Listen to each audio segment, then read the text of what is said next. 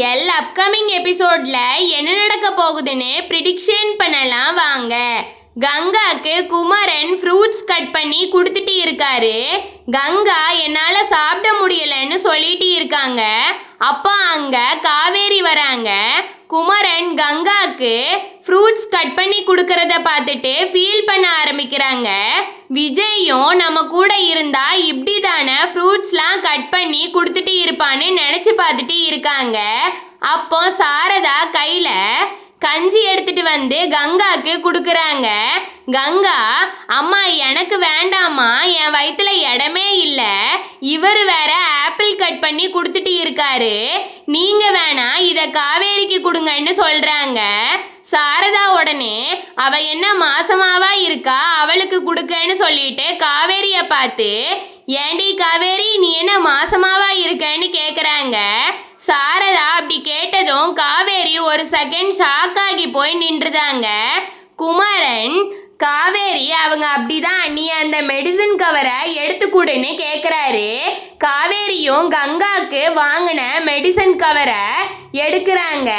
அப்போ அதில் இருந்த மெடிசனை பார்த்துட்டு நம்மளும் இதெல்லாம் சாப்பிடணும்லான்னு சொல்லிட்டு யோசிக்கிறாங்க. அப்புறம் அதில் இருக்கிற மெடிசன் எல்லாத்தையும் பார்த்து வச்சுட்டு மெடிக்கல் ஷாப்க்கு அவங்களுக்கு மெடிசன் வாங்க போகிறாங்க. விஜய் ஊரில் இருந்து வந்துருந்தாரு. வந்ததும் காவேரி எங்கன்னு தேடுறாரு. அப்பந்தான் ஹவுஸ் ஓனர் மூலமாக காவேரி பக்கத்தில் இருக்கிற மெடிக்கலுக்கு போயிருக்கான்னு நியூஸ் தெரிய வருது. உடனே விஜய் காவேரியை தேடி போயிருந்தாரு. காவேரியும் மெடிசன் எல்லாம் வாங்கிட்டு வீட்டுக்கு வந்துட்டு இருக்காங்க. அப்போ விஜய் நடுவில் வந்து நிற்கிறாரு. காவேரி விஜயை பார்த்ததும் ஷாக் ஆகிருந்தாங்க. எப்போ வந்த ஊருக்குன்னு கேட்குறாங்க. விஜயும் அதெல்லாம் சொன்னா நீ சிரிச்சிருவேன்னு சொல்கிறாரு. காவேரியும் ஏன்னு கேட்குறாங்க. விஜய் அது ஒன்றும் இல்லை, நம்ம ஹவுஸ் ஓனர் மாமி கால் பண்ணி உங்கள் வீட்டுக்கு புதுசாக ஒரு பாப்பா வரப்போகுதுன்னு சொன்னாங்க. நானும் நீ தான் கன்சீவ் ஆகிட்டியோன்னு நினச்சி ஊரில் இருந்து வேகமாக கிளம்பி வந்தேன். ஆனால் இங்கே வந்ததும் தான் தெரிஞ்சுது நீ கன்சீவா இல்லை, உன்னோட அக்கா கங்கா தான் கன்சீவா இருக்காங்கன்னு சொல்கிறாரு. காவேரியும் அப்படியா, சரி போன விஷயம் என்னாச்சுன்னு கேட்குறாங்க. விஜயும் நான் எதுக்காக ஃபஸ்ட்டு ஊருக்கு போனேன்னு உனக்கு தெரியுமான்னு கேட்குறாரு. காவேரியும் எதுக்குன்னு கேட்குறாங்க. விஜய் வெண்ணிலாவோட மாமா யாரோ மதுரையில் இருக்காங்களாம், அவரை போய் பார்த்து வெண்ணிலாவை பற்றி பேசுறதுக்கு தான் போனேன்னு சொல்கிறாரு. காவேரியும் நிஜமாவான்னு கேட்குறாங்க. விஜயும் உன் மேலே ப்ராமிஸா காவேரின்னு சொல்ல வராரு. ஆனால் காவேரி விஜயை ப்ராமிஸ் பண்ண விட மாட்டாங்க. விஜய் உடனே என்ன காவேரி, மாசமானவங்க மேலே தானே ப்ராமிஸ் பண்ணக்கூடாதுன்னு சொல்லுவாங்க, நீ எதுக்காக என்னை ப்ராமிஸ் பண்ண விட மாட்டேன்னு கேட்குறாங்க. காவேரி அதை விடுங்க, சரி நீங்கள் சொல்லுங்க, நான் ஒருவேளை ப்ரெக்னெண்ட்டாக இருந்தேன்னா என்ன பண்ணுவேன்னு கேட்குறாங்க. விஜயும் என்ன பண்ணுவேனா, உன்னை தரையில் நடக்கவே விட மாட்டேன், உள்ளங்கையில் வச்சு தாங்குவேன்னு சொல்கிறாரு. காவேரியும் ஓ அப்படியா, அப்போ இப்போலாம் அப்படி தாங்க மாட்டீங்களான்னு கேட்குறாங்க.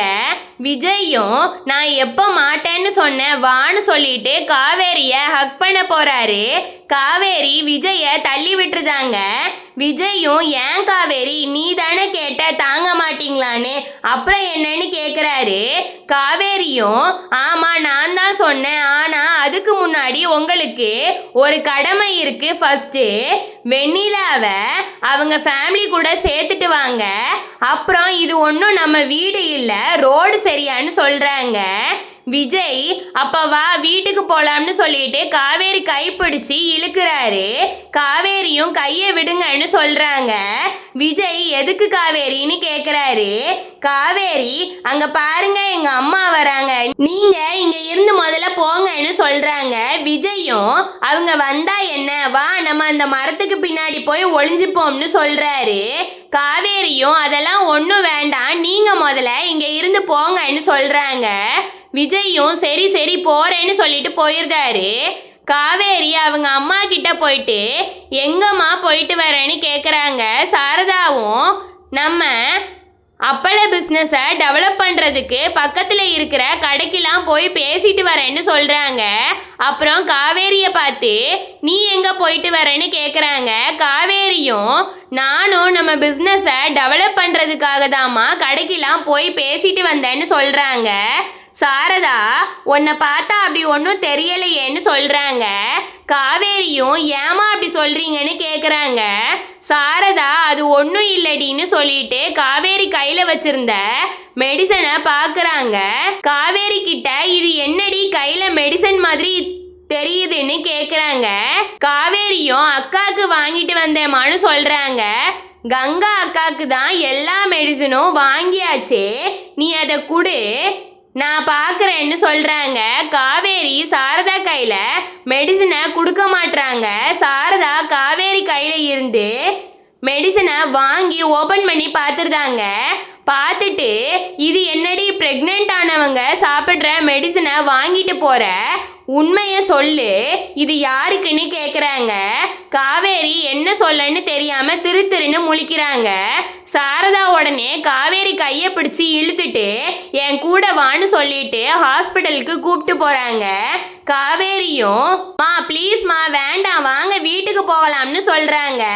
சாரதா காவேரி சொல்கிறத காதிலேயே வாங்கலை. நேராக டாக்டர் கிட்ட கூப்பிட்டு போயிட்டு என் பொண்ணு ப்ரெக்னெண்ட்டாக இருக்காளான்னு செக் பண்ணி சொல்கிறாங்க. டாக்டரும் பிளட் டெஸ்ட் எடுத்து செக்கப்புக்கு கொடுத்துட்டு கொஞ்ச நேரம் வெயிட் பண்ண சொல்லியிருந்தாங்க.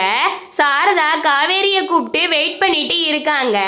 காவேரி அம்மா இப்போ எதுக்குமா இதெல்லாம், சொல்கிறத கேளுமா வீட்டுக்கு போகலாம்னு சொல்கிறாங்க. சாரதா நீ கொஞ்ச நாளாக பண்ணுறது எல்லாத்தையும் பார்த்துட்டு இருக்கேன், உன் நடவடிக்கையே சரியில்லைன்னு சொல்கிறாங்க. அப்போ டாக்டர் சாரதாவையும் காவேரியையும் கூப்பிடுறாங்க. 2 பேரும் உள்ளே போகிறாங்க. டாக்டர் உங்கள் பொண்ணுக்கு பாசிட்டிவ் ரிசல்ட் வந்திருக்கு, உங்கள் பொண்ணு ப்ரெக்னெண்ட்டாக இருக்காங்கன்னு சொல்கிறாங்க. சாரதாவும் டாக்டர் கிட்ட சரின்னு சொல்லிட்டு காவேரியை கூப்பிட்டு வீட்டுக்கு வந்துருந்தாங்க. வீட்டில் எல்லாரும் சாரதா காவேரியை கூப்பிட்டு வரதை பார்த்துட்டு என்னாச்சு, ஏன் அவளை இப்படி இழுத்துட்டு வரேன்னு கேட்குறாங்க. சாரதாவும் அவ என்ன பண்ணிட்டு வந்து நிற்கிறான்னு நீங்களே கேளுங்கன்னு சொல்கிறாங்க. கங்கா காவேரி கிட்ட என்னாச்சுடி, ஏன் அம்மா உன் மேலே இவ்வளோ கோவமா இருக்காங்கன்னு கேட்குறாங்க. குமரனும் சொல்லு காவேரி, கங்கா கேட்குறாளான்னு சொல்கிறாரு. ஆனால் காவேரி எதுவும் பேசாமல் அமைதியாகவே இருக்காங்க. அப்போ சாரதா அவ எப்படி சொல்லுவா, எல்லாரும் இதை பாருங்க உங்களுக்கே என்னன்னு தெரியும்னு சொல்லி டாக்டர் கொடுத்த ரிசல்ட்டை காமிக்கிறாங்க. அதை பார்த்ததும் எல்லாரும் ஷாக் ஆகிருந்தாங்க. கங்காவும் குமரனும் சந்தோஷப்படுறாங்க. காவேரி கிட்ட கங்க்ராச்சுலேஷன்ஸ்னு சொல்றாங்க. கங்கா சாரதா கிட்ட ஏமா நல்ல விஷயம் தானே, நீங்க ஏன் இப்படி அவ மேல கோவப்படுறீங்கன்னு கேக்குறாங்க. சாரதாவும் அவ புருஷன் கூட சேர்ந்து இருந்தா நான் சந்தோஷப்பட்டிருப்பேன், அவ வாழ்க்கையே ஊஞ்சல் ஆடிட்டு இருக்கே, அதை நினைச்சாதான் கவலையா இருக்குன்னு சொல்றாங்க.